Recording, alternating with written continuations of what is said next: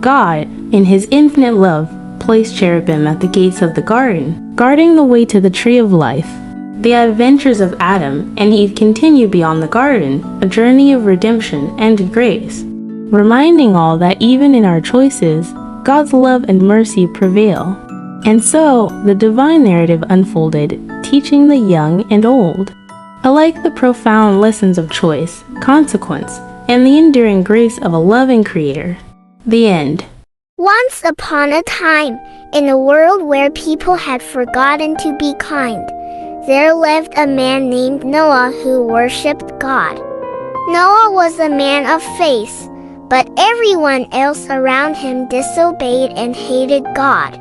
One day, something shocking happened. God spoke to Noah, revealing a plan to destroy the wicked world, sparing only Noah's family. God instructed Noah to build a wooden ark, a boat big enough for his family and many animals.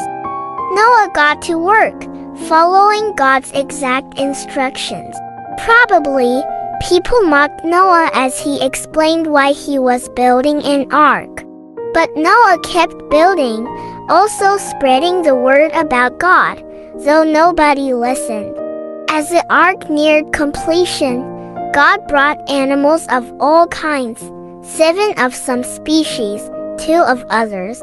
Birds and beasts, tiny and tall, all made their way to the ark. Perhaps people shouted insults at Noah, but they did not stop sinning against God. They did not ask to enter the ark. Finally, all the animals and birds were aboard. God invited Noah and his family into the ark. As they entered, God shut the door. Then the rain came, a great downpour soaking the earth for 40 days and nights. Floodwaters covered towns and villages. The ark floated on top of the rising waters, sheltering Noah from the flood.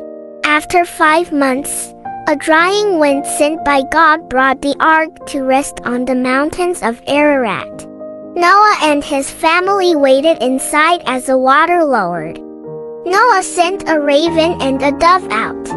The dove returned with an olive leaf, a sign that the earth was slowly drying.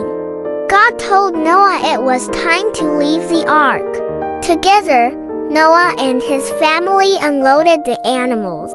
Noah, filled with gratitude, built an altar and worshipped God who had saved him and his family from the awful flood. God gave Noah a wonderful promise. Never again would he send a flood to judge human sin. As a great reminder of this promise, God gifted the world with a rainbow, a beautiful sign of his covenant. And so, Noah and his family found new beginnings after the flood.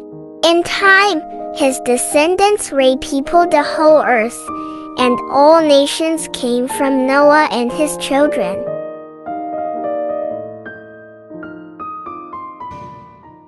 God's promise to Abraham. Long ago, after a big flood washed the earth clean, only Noah and his family were safe on a big boat with lots of animals. When the water went away, people started to build things again. They had a big idea. Let's build a tall tower that touches the sky, right up to the stars. They wanted to stay together and be friends forever. But something magical happened. Suddenly, everyone started speaking in different languages. It was so confusing because nobody could understand each other anymore. So, the people split up, finding new places to live with others who spoke the same language. The big city they left behind was called Babel, which means a big mix-up. Then, in a place called Ur, God talked to a man named Abram. God said, "Abram, go on an adventure to a special land I'll show you." Abram, his wife Sarai, and his nephew Lot packed up and went to a beautiful land called Canaan. Canaan was filled with green fields and clear blue skies. Abram and Lot had so many sheep and cows. The land they were living on didn't have enough grass and water for all the animals. So, the workers of Abraham and Lot started arguing over the best spots for their animals to eat and drink. Abram wanted everyone to be happy and not fight. He told Lot, "Let's not argue. You choose any part of the land you like, and I'll go the other way." That way, there was enough room for all their animals. Lot looked around and saw a really nice area with lots of water and green grass near the cities of Sodom and Gomorrah. It looked like the best spot for his animals, so he chose to move there. Abraham stayed in the land of Canaan, where God asked him to stay. Even though Abraham and Lot had to live apart to stop the arguing, Abraham made sure they did it in a kind and peaceful way, showing he was a really good uncle and a wise man. God saw Abram's kind heart and told him, "This whole big, beautiful land will belong to you and your children and their children after them, forever." But Abram and Sarai were very old and didn't have any children. They wondered, how will God's promise come true? One day, 3 special visitors brought amazing news. "Sarai, you're going to have a baby." Sarai laughed because she thought she was too old for that. God also changed their names to Abraham and Sarah to show they were going to start a big family. Then, God said he had to fix the 2 naughty cities near where Lot lived. Abraham was worried for Lot. Lot listened to the angels and escaped with his daughters. But Lot's wife looked back and turned into a salt statue. Then, the most wonderful thing happened. Even though they were very old, Abraham and Sarah had a baby boy named Isaac. Isaac, which means laughter. They were so happy and amazed at God's miracle. Abraham knew then that God always keeps his promises, like giving him a big family and a beautiful land to live in. And that's the story of how Abraham and Sarah learned to trust in God's promises, no matter how impossible they seemed. The end. Once upon a starry night, in a land filled with whispers of the past and promises for the future, Abraham, a man known for his kindness and faith, received a very tough test from God. God asked him to do something unimaginable, to offer his dearest son Isaac as a special gift back to God. This was to see if Abraham trusted God above all else, even more than he loved his precious son. Abraham's heart felt heavy, like a stone sinking in a deep, deep ocean. But deep inside, he knew he had to trust God, no matter how hard it seemed. So, with a brave yet heavy heart, he prepared for the journey. As the first light of dawn painted the sky in soft hues of pink and orange, Abraham, Isaac, and their 2 faithful servants set off on a journey filled with uncertainty. Abraham carried the fire and a knife, while Isaac, unaware of what was to come, carried the wood for the fire. As they neared the mountain that God had told them about, Abraham asked his servants to wait for them at the foot of the mountain. "Isaac and I will go up to worship, and then we'll come back to you," he said with a gentle smile.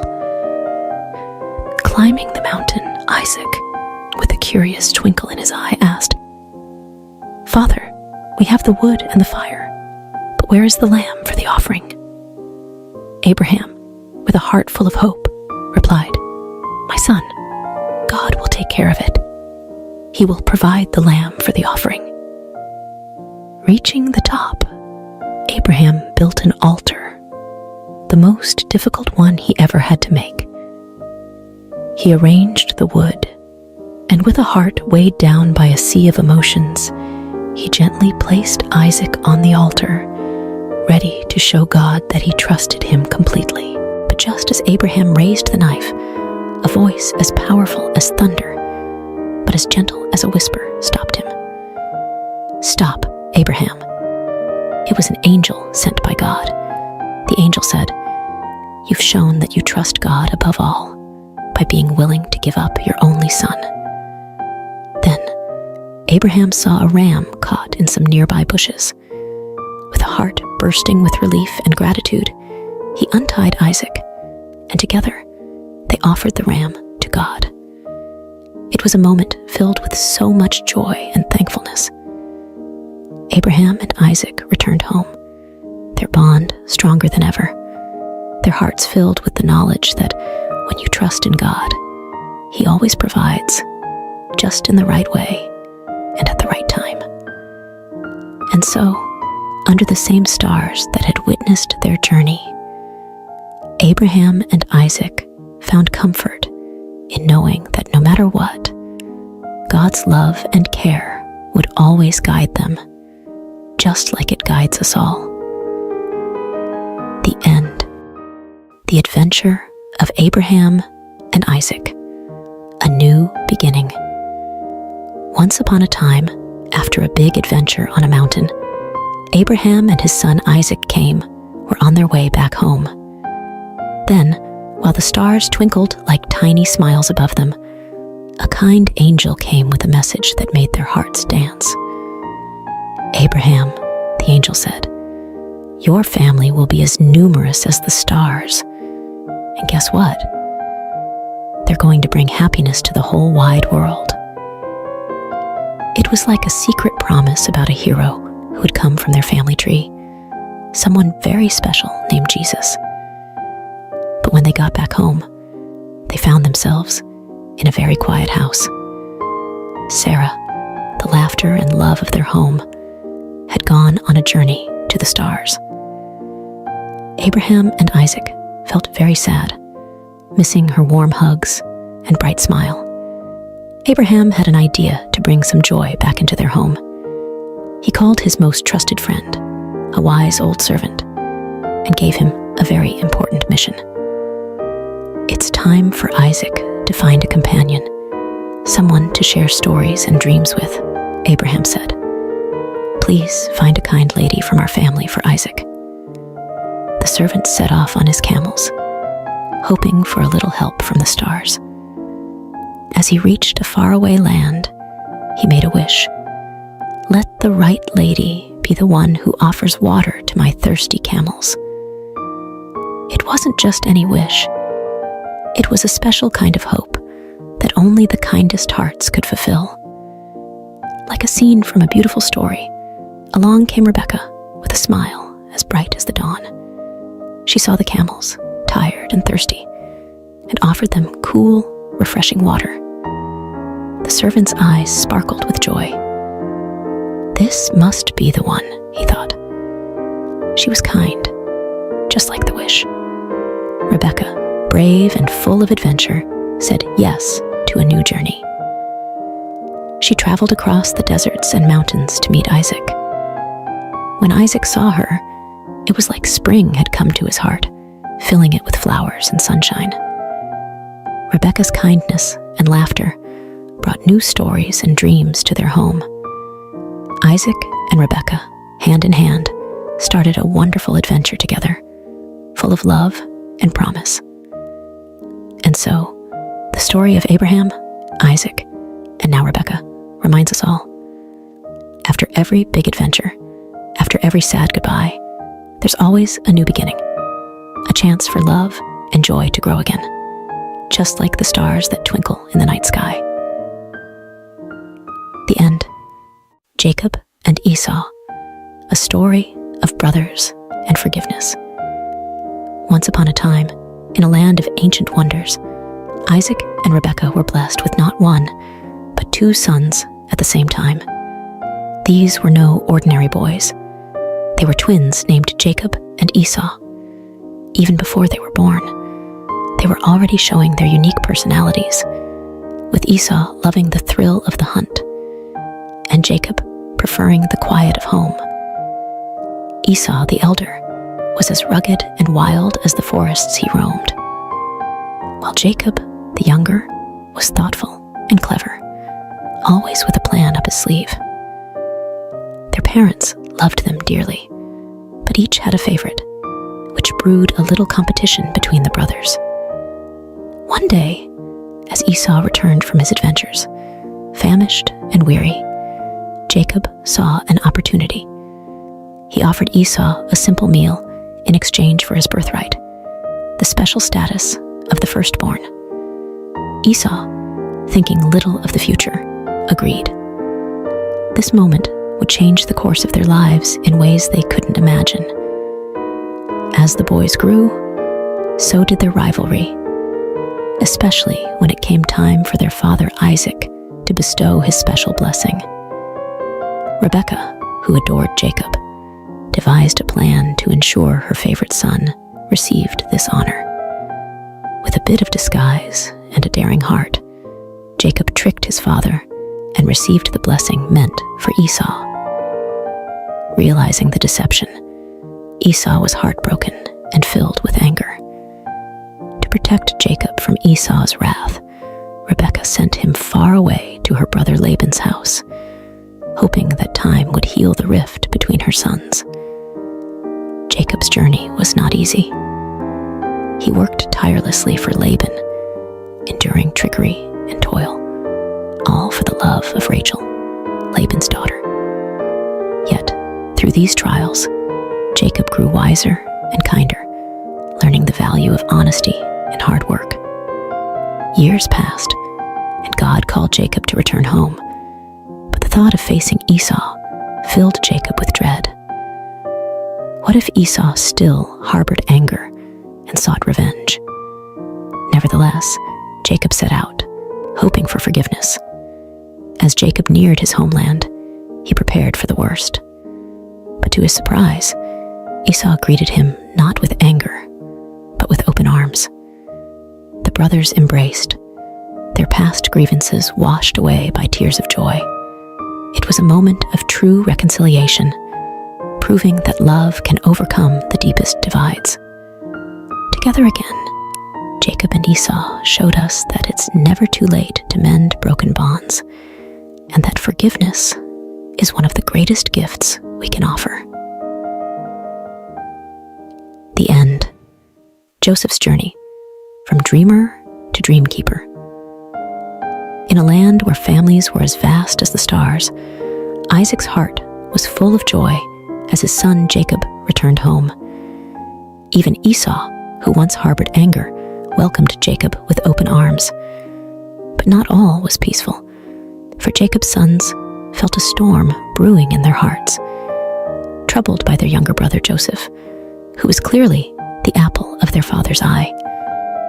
Joseph, with his bright, colorful coat, a gift from Jacob, was a dreamer. His dreams, however, sparked flames of jealousy among his brothers. In one dream, Joseph saw his own sheaf of grain standing tall, while his brother's sheaves bowed down to it. In another, the sun, moon, and even the stars bowed before him. These dreams whispered of a future where Joseph would rise above them all, even his parents and brothers. One day, Jacob sent Joseph to check on his brothers in the fields. As he approached, their jealousy turned to dark whispers of getting rid of the dreamer. Reuben, the eldest, suggested they put Joseph in a pit instead, secretly planning to save him later. But while Reuben was away, a caravan heading to Egypt appeared. Judah, another brother, proposed they sell Joseph instead of harming him directly. And so, for 20 pieces of silver, Joseph's fate was sealed, and he was taken far from his homeland, his heart heavy with sorrow and fear. The brothers deceived their father, presenting Joseph's colorful coat, now stained with goat's blood, letting Jacob believe his beloved son was gone forever. Jacob's grief was a deep well of sorrow, with no one able to console him. Meanwhile, in Egypt, Joseph found himself a slave in Potiphar's house. Despite his hardships, Joseph's diligence and trust in God shone brightly, earning him Potiphar's favor and the position of chief servant. But just as things seemed to be looking up, Joseph faced a new trial. Potiphar's wife, with dishonest intentions, falsely accused Joseph, leading to his unjust imprisonment. Even in the depths of a dungeon, Joseph's spirit remained unbroken. He understood that through all trials, honoring God was his true strength, a beacon of hope that illuminated even the darkest of places. The end. Joseph's journey from prison to palace. Once upon a time, in a far-off land called Egypt, Joseph found himself in a dark prison, wrongly accused by Potiphar, his former master. But even in such a grim place, Joseph's kindness and helpful nature shone bright. The warden saw something special in Joseph and trusted him to help organize prison life, making it a better place for everyone. One day, Joseph noticed two new prisoners looking particularly downcast. They were the king's baker and butler, troubled by dreams they couldn't understand. Joseph, with his unwavering faith, assured them, "God can reveal what your dreams mean. Tell me about them." To the butler, Joseph predicted a return to Pharaoh's favor in just 3 days and asked to be remembered. To the baker, however, Joseph had to deliver some unfortunate news. Just as Joseph had said, the butler was restored to his position, but he forgot about Joseph, leaving him in prison. Time passed until one day, Pharaoh himself was troubled by a mysterious dream. Remembering Joseph's gift, the butler finally spoke up, leading to Joseph's summoning. Standing before Pharaoh, Joseph humbly explained that the dream foretold 7 years of abundance, followed by 7 years of famine. He advised Pharaoh to store food during the good years to prepare for the tough times ahead. Impressed by Joseph's wisdom and his clear connection to God, Pharaoh declared, "You will take charge in Egypt, second only to me." And so, Joseph went from prison to palace, overseeing the land's preparations for the coming famine. As predicted, the years of plenty came and went, and famine spread across the land. Back in Joseph's homeland, his family was starving. Jacob sent his sons to Egypt to buy grain, not knowing that they would come face to face with their long-lost brother, now the lordly ruler of Egypt. Joseph recognized his brothers, but they didn't know him. Recalling his boyhood dreams, Joseph realized that this moment was part of a bigger plan. He tested his brothers, demanding they return with their youngest brother Benjamin to prove their honesty. When they returned, Joseph could no longer hide his true identity. Overcome with emotion, he revealed himself to his brothers, saying, "I am Joseph, your brother, whom you sold into Egypt." The brothers were speechless, fearing for what might come next. But Joseph comforted them, explaining that their actions had been part of a divine plan to save their family from famine. "God made me Lord in Egypt, so I could save your lives," he told them. Soon after, Jacob and Joseph were joyfully reunited in Egypt, and the entire family was settled there, living in peace and plenty, thanks to Joseph's faith and God's guiding hand. The end. The Adventure of Baby Moses, From the Nile to the Palace. In a time long ago, Egypt mourned the loss of a great leader, Joseph. He had saved the land from famine and was loved by all. But as years turned into centuries, a new pharaoh came to power, one who did not remember Joseph and his deeds. The Hebrews, Joseph's people, had grown in number and strength, which made the new pharaoh uneasy. Fearing they might become too powerful, he decided to make them slaves, forcing them to build great cities under harsh conditions. Despite the heavy work, the Hebrews continued to grow in numbers, which troubled Pharaoh even more. So he made a terrible order. All newborn Hebrew boys were to be thrown into the river Nile. One Hebrew family, desperate to save their baby boy, crafted a plan. They carefully placed him in a snug, watertight basket and set it afloat among the reeds of the Nile, trusting in a higher power to protect their child. As the basket bobbed gently in the water, the baby's sister watched from a distance, her heart filled with hope and fear.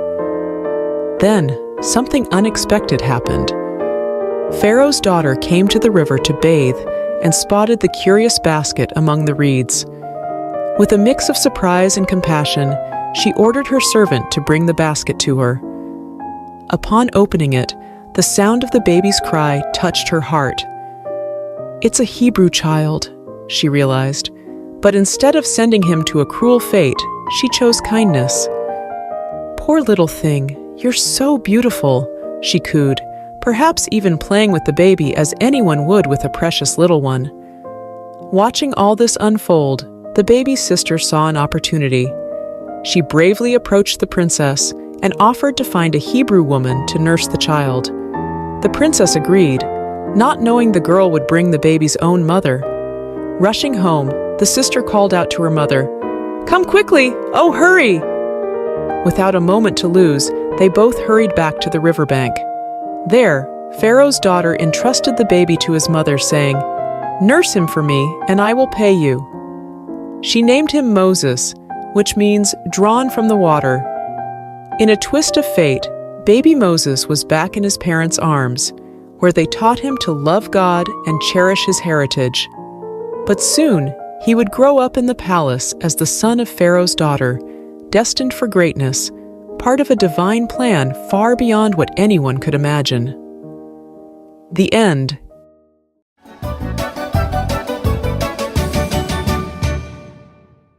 Moses, from prince to leader. Long ago in Egypt, Moses, a prince raised in Pharaoh's palace, faced a moment that would change his life. Despite his royal upbringing, Moses never forgot he was a Hebrew at heart. One day, he saw an Egyptian mistreating a Hebrew slave. Feeling a rush of protectiveness, Moses looked around and, seeing no one, stepped in to save the slave but ended up making a grave mistake. The very next day, Moses tried to stop a fight between two Hebrews, only to realize his secret was out. The news even reached Pharaoh, forcing Moses to flee to a faraway land called Midian for safety. In Midian, Moses found himself by a well, where he helped the 7 daughters of Reuel, a priest, fend off some rude shepherds. Impressed by Moses' bravery, Reuel invited him home, leading to Moses marrying Reuel's daughter and starting a new life as a shepherd. Meanwhile, back in Egypt, the Hebrews suffered greatly under a new pharaoh. Their cries for help reached the heavens, and God was listening. 40 years had passed since Moses left Egypt. While tending his flock, Moses saw something incredible. A bush engulfed in flames that didn't seem to burn up. Curious, Moses went closer, only to hear God's voice calling him by name. God told Moses to take off his sandals, for he was standing on holy ground. God had a mission for Moses to lead the Hebrews out of Egypt and free them from slavery. Moses was scared and unsure, especially about speaking to Pharaoh.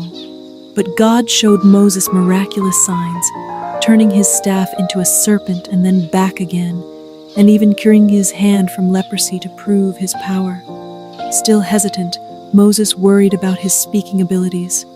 God, growing impatient with Moses' doubts, promised Aaron, Moses' brother, would help speak for him. Moses bid farewell to Jethro and set off to Egypt with his family. In the mountains, Aaron met Moses, and together they shared God's plan with the Hebrew leaders, who were amazed by the signs and worshipped God, filled with hope. Moses and Aaron then bravely approached Pharaoh, delivering God's message, "Let my people go." But Pharaoh's heart was hard. He refused to listen. God was ready to show his great power to change Pharaoh's mind, marking the beginning of an epic journey for Moses, from a prince in Egypt to a shepherd in Midian, and finally, a leader of his people. The end.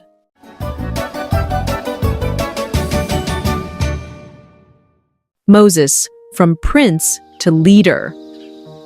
Long ago in Egypt, Moses, a prince raised in Pharaoh's palace, faced a moment that would change his life. Despite his royal upbringing, Moses never forgot he was a Hebrew at heart. One day, he saw an Egyptian mistreating a Hebrew slave. Feeling a rush of protectiveness, Moses looked around and, seeing no one, stepped in to save the slave but ended up making a grave mistake. The very next day, Moses tried to stop a fight between two Hebrews, only to realize his secret was out. The news even reached Pharaoh, forcing Moses to flee to a faraway land called Midian for safety. In Midian, Moses found himself by a well where he helped the 7 daughters of Reuel, a priest, fend off some rude shepherds. Impressed by Moses' bravery, Reuel invited him home, leading to Moses marrying Reuel's daughter and starting a new life as a shepherd. Meanwhile, back in Egypt, the Hebrews suffered greatly under a new pharaoh. Their cries for help reached the heavens, and God was listening. 40 years had passed since Moses left Egypt. While tending his flock, Moses saw something incredible: a bush engulfed in flames that didn't seem to burn up. Curious, Moses went closer, only to hear God's voice calling him by name. God told Moses to take off his sandals, for he was standing on holy ground. God had a mission for Moses to lead the Hebrews out of Egypt and free them from slavery. Moses was scared and unsure, especially about speaking to Pharaoh. But God showed Moses miraculous signs, turning his staff into a serpent and then back again, and even curing his hand from leprosy to prove his power. Still hesitant, Moses worried about his speaking abilities. God, growing impatient with Moses' doubts, promised Aaron, Moses' brother, would help speak for him. Moses bid farewell to Jethro and set off to Egypt with his family.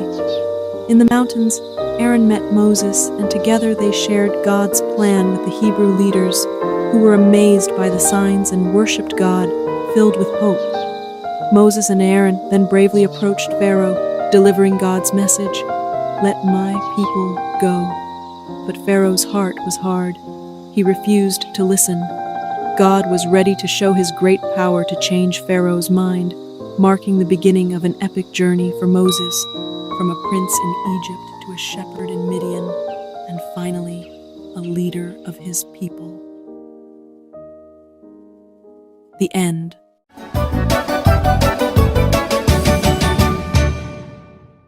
The Great Escape, Moses and the Miraculous Exodus. In the heart of ancient Egypt, where the Nile flows like a lifeline, through the desert a story unfolded that would be told for generations.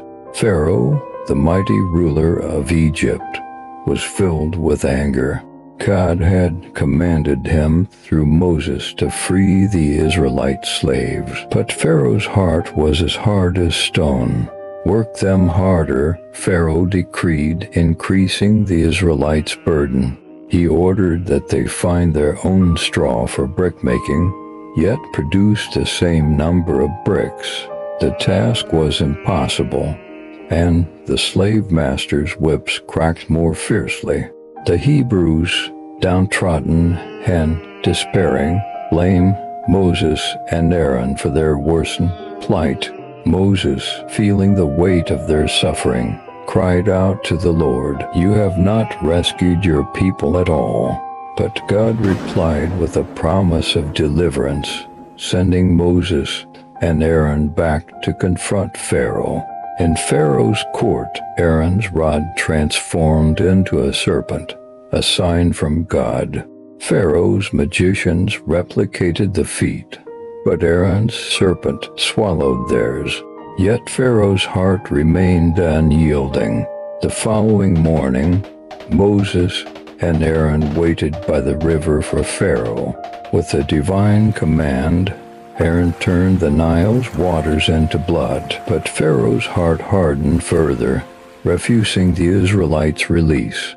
God then unleashed a series of plagues upon Egypt, each more terrifying than the last. Frogs invaded every crevice of the Egyptians' homes, but Pharaoh's promises to release the slaves were empty. Lice tormented both man and beast, and swarms of flies filled the air. Livestock perished, Boils afflicted the Egyptians, and locusts devoured the land's greenery. Darkness enveloped Egypt for 3 days, yet Pharaoh's resolve did not falter. God's final, most grievous plague was to strike at midnight, claiming the firstborn of Egypt. The Israelites were spared, marking their doorposts with lamb's blood as a sign for the angel of death to pass over their homes. That night Egypt wailed as the firstborn were lost. Pharaoh, broken and defeated, urged Moses to take the Israelites and leave. With haste, the Israelites journeyed beyond Egypt's borders, marking the end of their 430 years of bondage. Guided by a pillar of cloud by day and a pillar of fire by night, they embarked on a journey to freedom. But Pharaoh's resolve wavered once more. Gathering his army, he pursued the Israelites, trapping them between the cliffs and the sea. In this moment of despair, Moses assured the people, "The Lord shall fight for you." As Moses stretched out his hand over the waters, a great miracle occurred. God parted the Red Sea, providing a path of salvation for his people. The Israelites crossed safely, but as Pharaoh's army followed, the waters crashed down, swallowing the might of Egypt. On that day, Pharaoh learned the power of Israel's God, the Lord over all.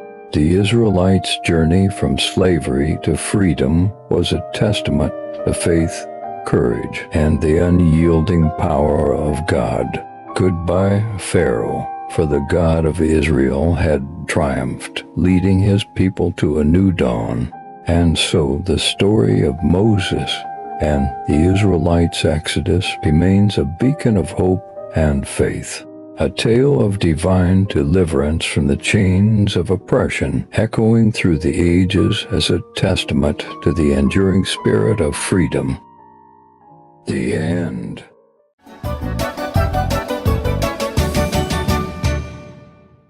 "40 Years of Faith, the epic journey from Egypt to Canaan." In a monumental act of deliverance, God freed the Israelites from Egyptian bondage. Moses, leading this newly liberated nation, initiated a song of worship, praising God's glorious triumph. But the harsh desert soon tested their faith. Thirsty and despairing at a pool of bitter water, their complaints rose to heaven. Yet God responded with kindness, transforming the water into a refreshing drink. Their complaints didn't cease there. Reminiscing the food in Egypt, they lamented their fate in the desert. But God's providence was unwavering. Quails by evening and heavenly manna each morning became their sustenance. This manna, a sweet reminder of God's care, required trust in daily provision. Yet, some hoarded, only to find their stash spoiled. Except on the Sabbath, teaching a profound lesson in obedience and rest. God's protection extended beyond their basic needs.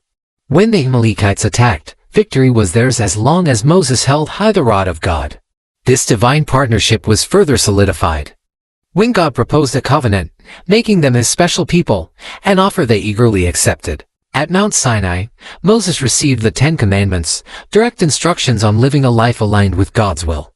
But in a grave turn of events, the Israelites fashioned and worshipped a golden calf, inciting divine and mortal wrath. The shattered tablets symbolized broken fidelity. Yet God, in his mercy, renewed the covenant and instructed the construction of the tabernacle, a sacred space signifying his constant presence. As they approached Canaan, the land of promise, spies were sent to survey. Despite the land's bounty, only Joshua and Caleb trusted in God's victory.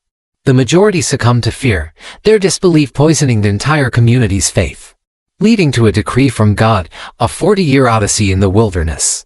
A period of wandering reserved for a generation that witnessed miracles but harbored disbelief.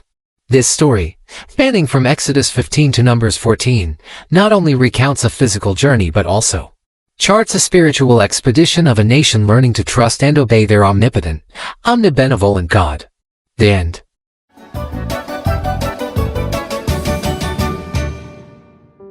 The life of Jesus Christ. In the stillness of Bethlehem's night, A light was kindled that would illuminate the world forevermore. Born to Mary, a woman of profound faith, and Joseph, a man of humble origins, was baby Jesus. His birth was no ordinary event. It was the fulfillment of ancient prophecies, heralding the arrival of the Messiah, a beacon of hope for all humanity. Word of this miraculous birth traveled swiftly, and settling King Herod, who saw in the newborn king a threat to his reign. In a dark decree, he ordered a massacre, hoping to extinguish this emerging light. Yet, under divine guidance, Mary and Joseph fled to Egypt, safeguarding the promise of salvation. Even as a child, Jesus' wisdom was unparalleled, captivating the learned men of the temple with insights far beyond his years. But it was not until the age of 30 that he unveiled his public ministry, a mission destined to transform the very fabric of human existence.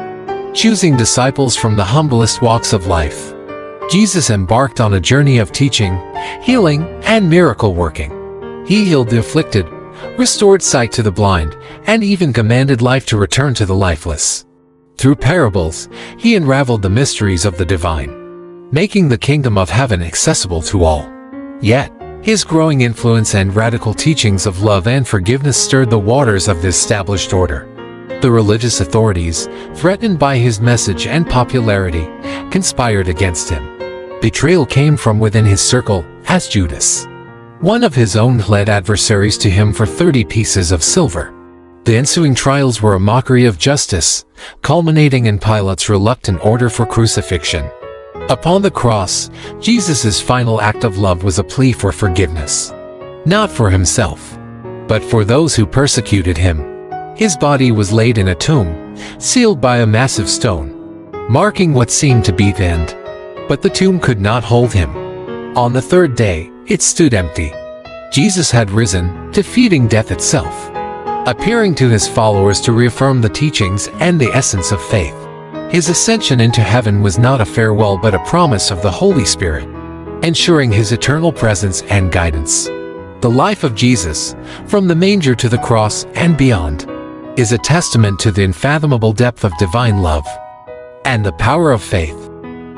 It's a story that continues to inspire, guide, and give hope to millions, echoing the profound truth that love conquers all.